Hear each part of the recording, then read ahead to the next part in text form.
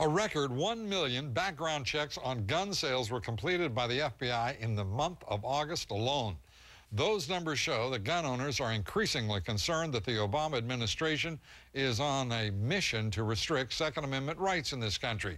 Supporters of those rights gathered in St. Louis over this weekend to fight attempts to strip Americans of their right to keep and to bear arms. Bill Tucker with our report.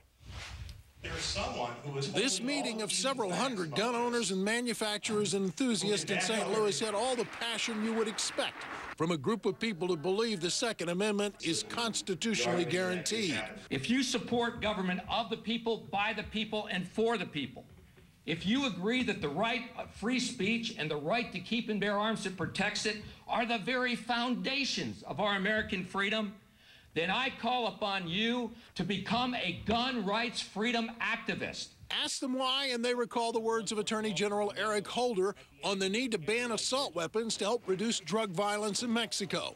They point to the president's regulatory czar, Cass Sunstein, who personally is not just opposed to hunting, but said back in 2007 it should be banned.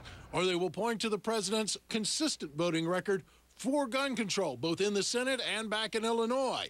Nor do these gun right enthusiasts trust the newest Supreme Court justice, who in her only ruling on gun rights said the Second Amendment could only be applied to the federal government. There are very severe challenges to our Second Amendment rights by the federal government, by state governments, and by local governments. It is something that needs to be reinforced and reinvigorated and refocused on year to year to year. Absolutely. The media came under fire as well from conservative media watchdogs. The media tends to get this education standard of guns are bad, guns kill people, whereas those who have actually grown up with guns and used them in various fashions understand that they are very safe, they protect us. If you notice here, our attendees come from all walks of life: professional people, blue-collar people, union people, men, women, people of color, and that doesn't usually get represented. There were seminars for women and guns and calendars from the locked and loaded ladies,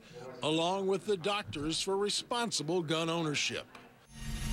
All of them, of course, united under the banner of securing their Second Amendment right to keep and bear arms. For his part, the president does say he respects the constitutional right and promised that he will, quote, protect the rights of hunters and other law-abiding Americans to purchase, own, and transport and use guns. But gun activists remain skeptical, Lou. Well, I mean, the Attorney General, Eric Holder, has said, quote, unquote, they just want to do a few things with the Second Amendment. Right.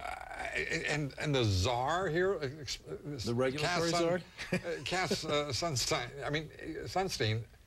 What's his deal? He's a vegetarian. He believes that hunting ought to be banned. So he's not big on hunting. He's not big on hunting at all. And he thinks that he has openly supported the right of animals to sue.